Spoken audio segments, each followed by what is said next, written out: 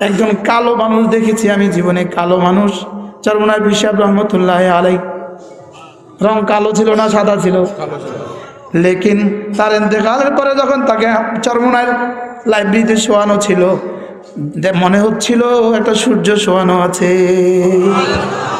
জমিরুদ্দিন নানুপুরি রহমতুল্লাহ দিকে তাকানো হয়ে যাইতো না, চেহারাটা দেখে যেন সূর্যের মতো আলো ঝিলিক মারত। হযরত আব্দুল্লাহ ইবনে আব্বাস রাদিয়াল্লাহু তাআলা আনহু বলেন, ঈমান আর আমলের 5টা পুরস্কার আছে, 5টা পুরস্কার। 1 নম্বর পুরস্কার দিয়াআন লিল ওয়াজহি, আল্লাহ তাআলা চেহারাটাকে আলোকিত করে দেয়।